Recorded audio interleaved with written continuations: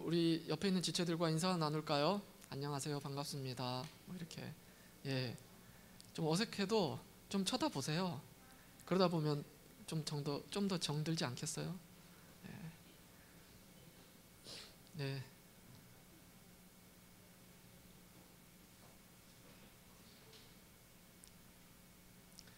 여러분의 인생의 터닝 포인트를 묻는다면 여러분들은 언제라고 말씀하실까요? 네. 저는 제 아내를 만났을 때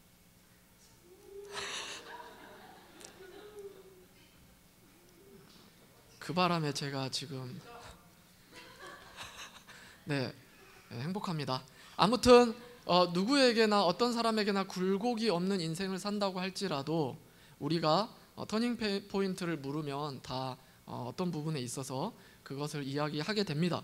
사실 오늘 본문이 포함된 민수기 13장과 14장은 이스라엘 백성의 광야 생활에 있어서의 터닝 포인트가 되는 사건을 다루고 있습니다. 이들이 이 사건으로 인해서 향후 그들의 40년의 인생, 향후 40년의 운명이 결정되는 사건이 13장과 14장에 다루고 있기 때문입니다. 여러분, 이곳은 지금 이스라엘이 머무르고 있는 바로 이곳은 여러분들이 잘 아는 가데스 바네아입니다. 가데스 바네아, 가나안 지역에서 최남단 지역과 접경 지역입니다. 그러니까 가데스 바네아에서 북쪽은 가나안 지역, 남쪽은 광야, 동쪽, 서쪽, 서쪽은 애굽, 그리고 동쪽은 에돔 지역이죠. 그러니까 즉 가데스 바네아에서 북쪽으로 넘어가면 바로 가나안입니다. 가나안으로 바로 넘어가기 일보 직전에 지금 이스라엘이 위치하고 있다는 겁니다. 이곳에서 가나안으로 12명의 정탐꾼을 이스라엘이 파견하게 되죠. 그리고 40일간의 정탐 활동을 무사히 마치고 이들이 복귀합니다. 두 가지 소식을 가지고 왔습니다. 하나는 좋은 소식, 하나는 나쁜 소식입니다. 좋은 소식부터 말할까요? 나쁜 소식부터 말할까요? 내 마음대로 좋은 소식부터. 좋은 소식부터. 원고가 그렇게 돼 있어. 헝클어져. 좋은 소식부터. 좋은 소식은 가봤더니 정말로 하나님께서 말씀하신 대로, 그리고 조상 대대로 들어왔던 대로 그 땅이 정말 비옥한 땅, 젖과 꿀이 흐르는 땅, 정말 그 땅이 너무나도 좋은 옥토, 그러니까 기름진 땅이라는 거죠. 그것을 보고 발견한 거예요. 그것을 확인한 거예요. 그리고 두 번째 나쁜 소식은 뭐냐면 우리가 그곳에 가서 그곳을 차지하기에는 너무나 초라해 보인다는 점이었습니다.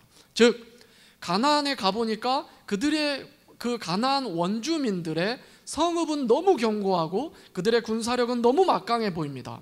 자신들이 도저히 쳐서 그들을 정복할 수 있는 상대가 아니라고 보였던 것이죠. 뿐만 아니라 그렇다면 그들이 자리하지 않는 땅이 있나 해서 찾아봤으나 이미 이것저것 곳곳에 가나안 원주민들이 견고한 성읍으로 자리 잡고 있기 때문에 우리가 들어가도 차지할 땅이 없더라라는 게 이들이 가지고 온 두 번째 소식이었다는 거예요.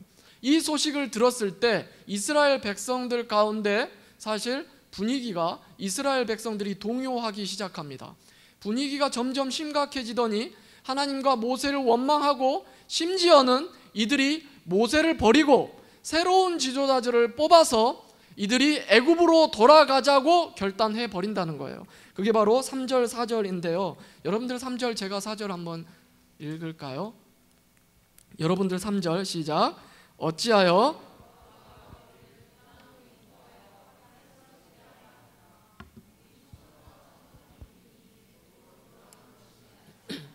이에 서로 말하되 우리가 한 지휘관을 세우고 애굽으로 돌아가자 하매, 이들이 이제 막 군중이 사실 흥분한 거예요. 동요해서 우리가 이제 돌아가자, 모세를 버리고 새로운 지도자들을 뽑아서 애굽으로 가자, 이렇게 이들이 이제 결단하고 움직이려고 합니다. 그랬을 때 사실 같이 정탐을 하고 왔지만 그들에게 동참하지 않았었던 여호수아 갈렙, 이들을 제지해보죠. 그리고 호소합니다. 우리가 가서 그 땅 능히 차지할 수 있다라고 호소해봤지만 소용이 없었습니다. 이들은 여호수아 갈렙마저도 모세와 아론은 물론 여호수아와 갈렙마저도 돌로 쳐 죽여버리려고 그들을 위협하기에 이릅니다. 이때 하나님의 영광이 이들 가운데 임하는 것이죠. 도저히 참지 못한 하나님께서 이들 가운데 영광으로 임재해 버립니다. 그리고 이들에게 이렇게 말하는 것이죠. 그게 바로 11절 12절입니다. 제가 읽겠습니다. 여호와께서 모세에게 이르시되 이 백성이 어느 때까지 나를 멸시하겠느냐? 내가 그들 중에 많은 이적을 행하였으나 어느 때까지 나를 믿지 않겠느냐? 내가 전염병으로 그들을 쳐서 멸하고 내게 그들보다 크고 강한 나라를 이루게 하리라. 지금 하나님께서 이들을 향하여 말씀하시는 것은 내가 이들 쳐서 멸해버리겠다, 전염병으로 다 죽여버리겠다라고 하나님이 말씀하고 있다는 거예요. 완전히 진멸시켜버리고 모세 너로 하여금 새로운 나라를 하나, 완전한 새로운 나라를 만들겠다라고 하나님이 이들을 향해 말씀하고 있다는 것이죠. 하나님의 이러한 진노 앞에 모세가 어떻게 반응합니까? 하나님 앞에 엎드립니다. 그리고 이것을 막기 위해 하나님께 간구하죠. 결론적으로 봐서는 하나님께서 모세의 간구를 들으십니다. 그리고 하나님이 이들을 진멸하겠다라고 말씀하셨던 그 뜻을 초래합니다. 이게 20절, 여호와께서 이르시되 내가 너의 말대로 내 말대로 사하노라. 물론 여호수아와 갈렙을 제외한 그 10명, 이스라엘 백성들을 선동했던 10명은 하나님께서 재앙으로 그들 바로 죽게 만들어 버립니다. 그리고 또한 이 하나님에 대한 반역으로 인해서 이들이 이후 40년 동안 광야를 방황하면서 연단을 받는 그런 일이 있게 되죠. 그런 형벌을 하나님으로부터 받게 됩니다. 하지만 중요한 것은 모세의 기도와 간구로 인해서 이스라엘이 진멸당하는 것은 면했다. 모세가 간구해서 이스라엘이 진멸당하는 것을 피할 수 있었다라는 거죠. 여기서 우리는 한 가지 질문을 해볼 수가 있어요. 무엇이냐? 하나님의 뜻과 계획이 사람에 의해서 변경될 수 있느냐? 하나님이 계획하시고 하나님이 뜻하셨는데 그것이 사람에 의해서 변경될 수 있느냐라는 것입니다. 여러분 어떻게 생각되시나요?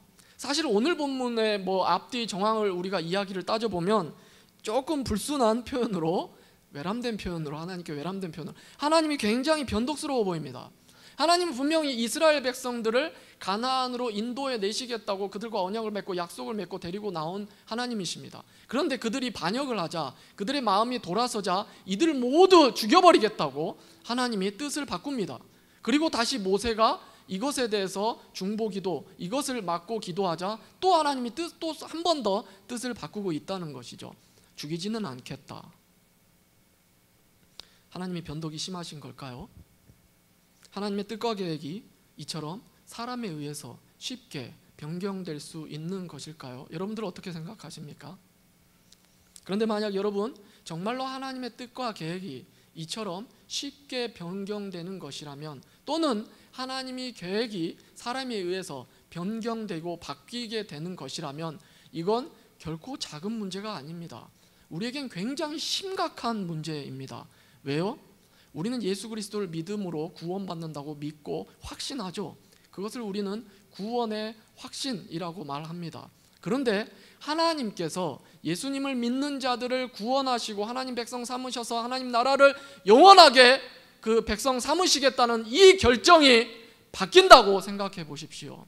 우리의 구원은 결코 절대로 보장받은 게 아니라는 거죠. 더 이상 복음이 될 수 없어 버린다는 겁니다. 그죠? 그런데 다행으로 성경은, 감사하게도 성경은 하나님의 계획하심, 하나님의 뜻은 절대로 변경되지 않는다라고 우리에게 말하고 있다는 것이죠. 시편 우리 33편 11절 우리 한 목소리로 한번 읽어볼까요? 다 같이 시작. 여호와의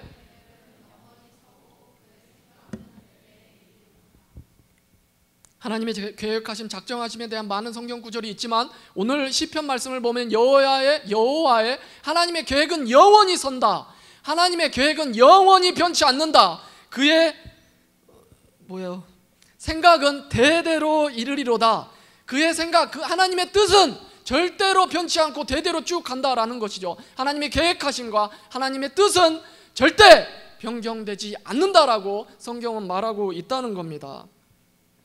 그런데 여러분, 하나님의 작정에 대해서 우리가 잘못 생각하면, 오해하면 정말 이상한 결론이 도출되어 버립니다. 이를테면 사실 오늘 본문을 생각해 볼 때 하나님께서 모든 것을 계획하신다, 하나님께서 모든 것을 자신의 뜻하신 바대로 계획하신다면, 오늘 하나님을 등지는 이스라엘 백성들도 하나님께서 계획하신 것이고, 그렇다면 하나님이 그들을 저주받게 만들어서 결국은 그들을 저주하고 있는 모습이 되어버린다는 것이죠. 우리가 연결해서 우리에게 적용하면 내가 짓는 모든 죄들이 하나님 때문이다, 하나님 때문에 내가 죄를 짓는다, 세상의 모든 악행이 하나님 때문에 일어난다고 하나님이 순식간에 죄악의 조성자가 되어버린다는 것이죠. 이건 사실 성경을 심각하게 오해한 생각입니다. 그렇죠? 성경은 사실 이렇게 말하고 있지 않습니다. 분명히 하나님의 주권, 그러니까 하나님의 주권적인 계획하심, 이것을 우리는 작정이라고 말하죠. 하나님의 작정은 불변합니다. 하나님은 주권적으로 작정합니다. 그리고 그것은 변하지 않습니다. 하지만 이스라엘이 하나님을 등지고 신뢰하지 않은 행위는 분명히 이스라엘 백성들이 의지적으로 결단하고 행한 행위이다. 또한 우리가 행하는 죄악들은 우리가 의지적으로 결단해서 범한 행위이다 라고 성경은 말하고 있다는 거죠. 그건 분명히 우리가 행한 것이고 그로 인해서 처벌받는 것은 우리의 죄악 때문이다 라고 말한다는 겁니다. 모순입니다. 그죠? 이 모순 우리가 어떻게 이해할 수 있을까요? 앞뒤가 안 맞는 모순인데, 여러분, 이 모순과 같은 성경이 말하고 있는 이 작정에 대해서 우리가 이해하기 위해서는 먼저 하나님을 알아야 된다는 거죠. 하나님의 성품 중에 하나님의 영원성, 그리고 하나님의 초월성입니다. 그죠? 그죠?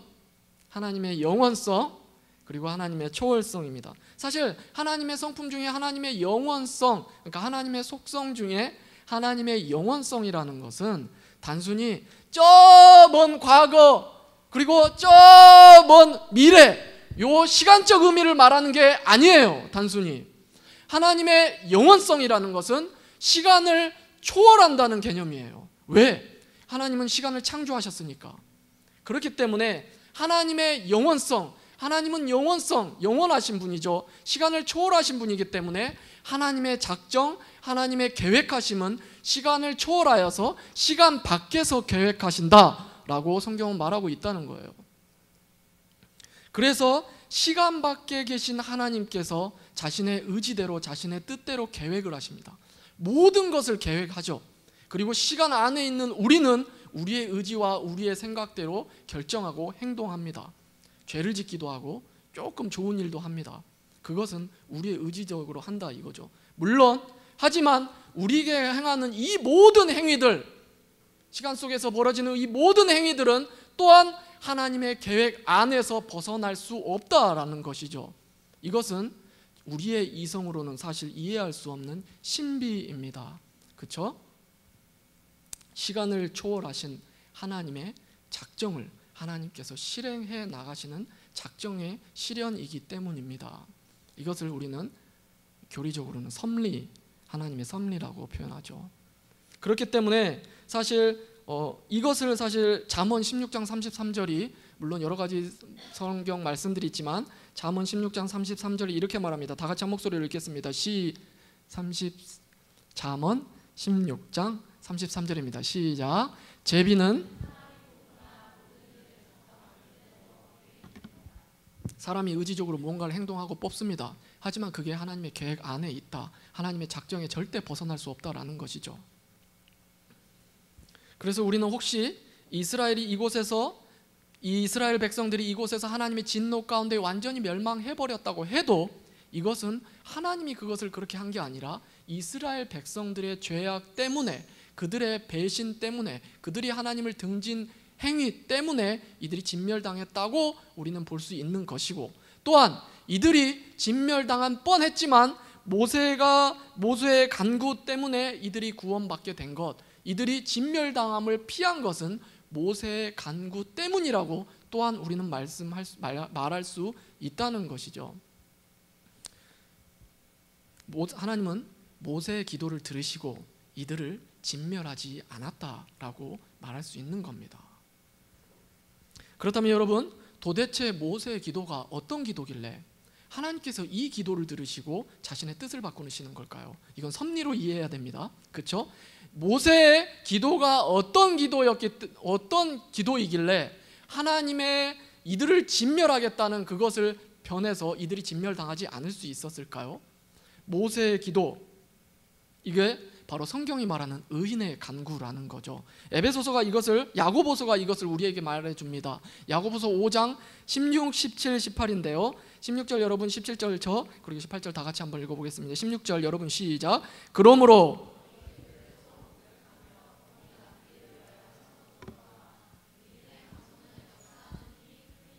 엘리야는 성정이 같은 사람이로되 그가 비가 오지 않기를 간절히 기도한즉 3년 6개월 동안 땅에 비가 오지 아니하고 다 같이 다시 기도하니 하늘이 비를 주고 땅이 열매를 맺었느니라. 다 같이 아멘. 아멘. 네. 끝이 맞으면 다 맞은 거죠, 뭐. 네. 무슨 말입니까? 엘리야가 여러분 기도하니까 3년 반 동안 비가 내리지 않습니다. 그리고 엘리야가 기도하니까 다시 비가 왔다는 거죠. 여러분, 날씨를 주관하시는 분, 일기를 주관하시는 분 누굽니까? 하나님이죠. 그러니까 엘리야의 기도가 하나님의 역사를 이끌어내고 있다는 거예요. 이게 바로 의인의 기도라는 거죠. 의인의 기도는 하나님의 역사를 이끌어내는 기도다라고 본문이 말하고 있잖아요. 의인의 기도는 역사하는 힘이 큽니다. 그렇죠?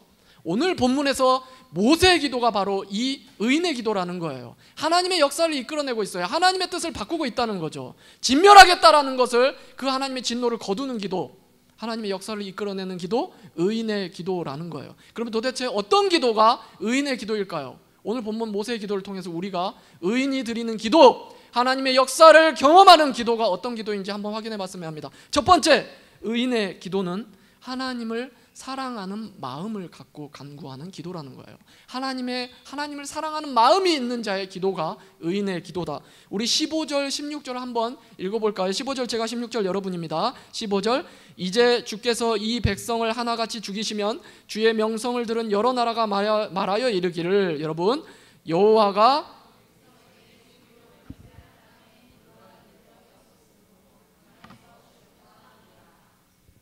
무슨 말입니까?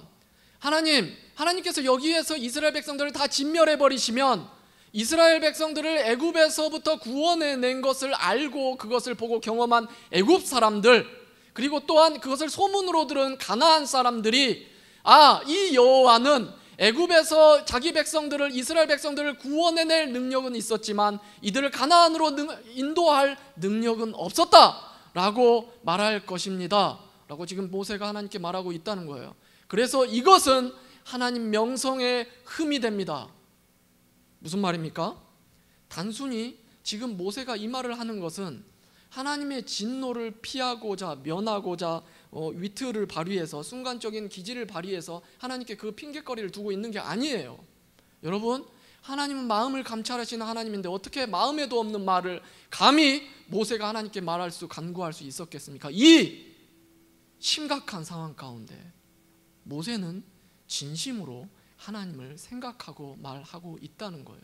모세는 진심으로 하나님을 사랑하는 마음이 있었고, 그렇기 때문에 하나님의 영광이 가리는 게 정말 싫었다는 거죠. 그것을 지켜볼 수 없었다는 겁니다. 그래서 하나님께 모세가 이것을 간구했다라는 겁니다.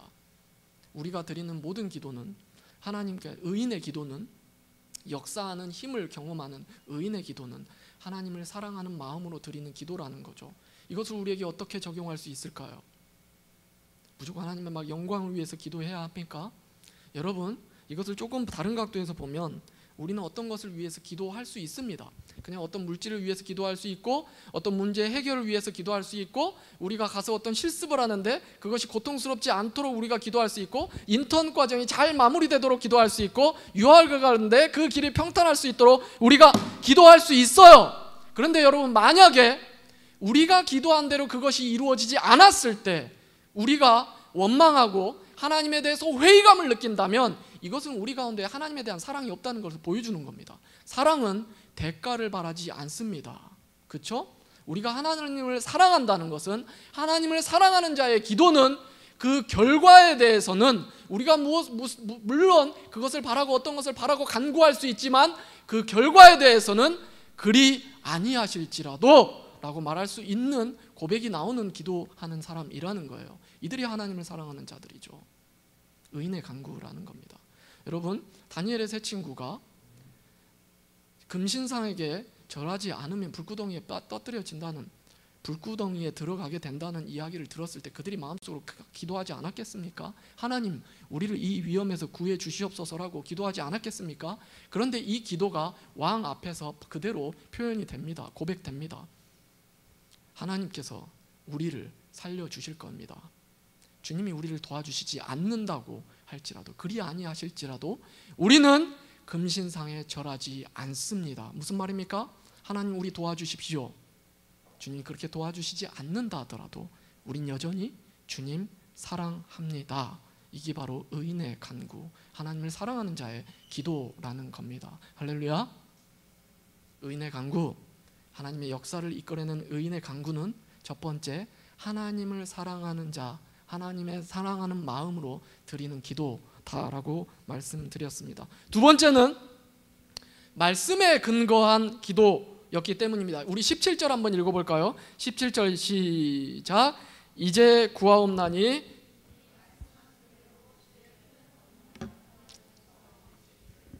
그러니까 모세가 지금 구합니다. 그러면서 근거를 뭐라고 하냐면, 주님 이들 용서해 주세요, 주님 말씀하신 대로 용서해 주세요 라고 합니다. 주님 말씀하신 대로 뭐라고 말씀했습니까? 그게 바로 18절입니다 18절 이렇게 말합니다. 여호와는 노하기를 더디하시고 인자가 많아 죄악과 허물을 사하시나 형벌받을 자는 결단코 이렇게. 이게 바로 사실은 금송아지를, 이스라엘 백성들이 시내산에 도착하자마자 금송아지를 만들어서 하나님이 진노하셨을 때 언약 갱신이 이루어지고 하나님이 이들을 향해서 다시 주신 말씀입니다. 나 여호와는 노하기를 더디하고 인자가 많고 죄를 용서하기를 원한다, 그것을 기뻐하는 하나님이다 라고 자기를 계시하면서 이들에게 말씀을 주었다는 거죠. 그러면서 이 말씀을 지금 모세가 하나님께 다시 이야기하고 있는 거예요. 주님 이렇게 말씀하지 않았습니까? 주님 노하기를 더디하시고 은혜 많이 베풀기를 원하고 자기 백성에게, 또한 자기 백성의 죄를 용서해 주시기를 원한 게 하나님의 뜻이며, 하나님이 이렇게 우리에게 말씀하시지 않았습니까? 이 말씀대로, 이 하나님의 뜻대로 이들을 용서하여 주십시오 라고 기도하고 있다는 거죠. 의인의 기도, 하나님의 뜻대로, 하나님의 말씀에 근거해서 하나님의 뜻대로 하나님의 뜻이 이루어지길 간구하는 기도다라는 겁니다. 여러분, 사실 기도는 우리의 뜻이 이루어지기를 하는 게 절대 아닙니다. 사실 이 기도에 대해서 여러분들 메시지 성경 많이 읽으시죠? 메시지 성경에 유진 피터슨이 이 기도에 대해서 이런 글을 남겼습니다. 한번 읽어드리겠습니다. 마음 내키는 대로 따라가면, 기도를 생각하십시오. 마음 내키는 대로 따라가면 끝내는 듣고 싶은 얘기를 해주는 정체불명의 신, 또는 그럭저럭 이해할 만한 하나님의 어느 한 면모만 조차 기도하게 될 것이다. 하지만 기도에서 결정적인 한 수는 우리에게 말씀하시는 하나님께 그분이 말씀하시는 모든 일에 대하여 말씀드리는 데 있다. 기도의 핵심은 자기 표현법을 배우는 게 아니라, 자기 뜻을 드러내는 게 아니라 하나님께 답하는 법을 체득하는 게 있다. 무슨 말입니까? 기도는 내 뜻 이루려는 게 아니라는 거예요. 자기 만족 채우려는 게 아니라는 겁니다. 의인의 간구는 절대적으로 하나님 뜻대로 말씀에 근거해서 기도하는 기도다라는 거죠. 이 기도가 하나님의 역사를 이끌어내는 기도라는 겁니다. 의인의 기도. 세 번째, 모세의 간구가 의인의 기도인 이유 세 번째는 바로 이 기도, 모세가 백성을 사랑하는 마음으로 기도하고 있다는 거예요. 우리 다 같이 19절 한번 읽어보겠습니다. 19절입니다 19절, 여러분 책 19절 성경책 시작. 구하옵나니 주의 인자의 광대하심을 따라.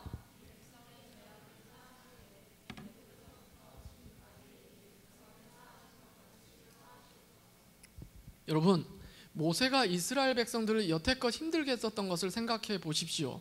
그것을 모세가 생각한다면, 그리고 바로 좀 전까지 이스라엘 백성들이 모세를 돌로 쳐 죽이려고 위협했었던 걸 생각한다면, 사실 모세는 하나님에 의해서 이 이스라엘 백성들이 진멸당하는 것을 옆에서 관망하고 있을 수도 있습니다. 하지만 지금 모세는 그것을 막고 있다는 거예요. 모세의 마음은 어떤 마음입니까? 물론 모세는 앞서 말한 것과 같이 하나님을 사랑하는 마음으로 하나님의 명성에 해가 되지 않기 위해서, 그리고 또한 하나님 말씀에 근거해서 하나님의 뜻대로 기도하고 있지만 또한 이들을 향해서 간구하는 목적 가운데 하나는 무엇입니까? 이들을 사랑하기 하고 아끼는 마음에 이들이 진멸당하지 않기를 원했다라는 겁니다. 그렇죠? 우리가 모세의 모습을 통해서 자신을 위협하고 죽이는 자를 죽이려고 했었던 그 백성을 위해서 그들을 사랑하고 아끼고 그들이 진멸당하지 않기 위해서 간구하고 있는 모세의 모습을 통해서 누구의 모습이 보이나요? 예수님의 모습이 보인다는 거예요. 상상해 보십시오. 자신을 비방하고 자신을 배척하고 결국은 십자가에 매 달았습니다.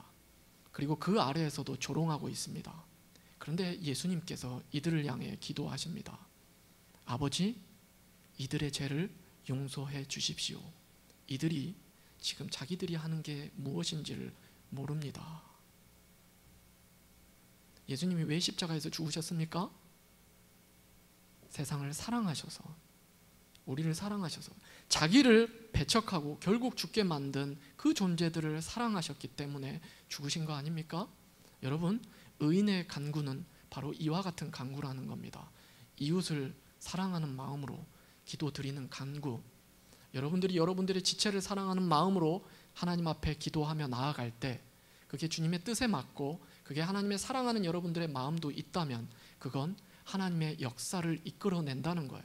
여러분들의 지체의 그 어려움과 그 문제들이 하나님께서 여러분들의 기도의 소리에 반응하셔서 해결해 주신다는 것이죠. 이게 바로 의인의 간구라는 겁니다. 할렐루야.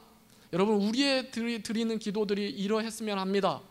정말 예수님이 했던 기도와 같이, 모세가 드리는 기도와 같이 여러분들 순모임에서 이루어지는 기도, 또는 여러분들이 여러분들 옆에 있는 지체들을 향해서 그렇게 기도하는 자, 그 기도를 드리는 자 되었으면 한다는 거예요. 할렐루야. 아멘. 그 마음 그리는 갖고 우리가 기도할 때 하나님의 역사를 경험하게 된다는 겁니다. 여러분, 오늘 본문을 말씀을 통해서 모세의 기도 통해서 우리는 하나님의 역사하심, 즉 하나님의 섭리를 경험하는 기도, 의인의 기도가 무엇인지를 나누었습니다. 그런데 여러분, 의인은 누구입니까? 성경은 의인을 이렇게 얘기하죠. 의인은 믿음으로 말미암아 살리라. 즉 누구입니까? 예수 그리스도를 믿는 저와 여러분 성도가 의인이라는 겁니다. 즉 성도라면 오늘 모세와 같이 기도해야 한다라는 거죠. 할렐루야.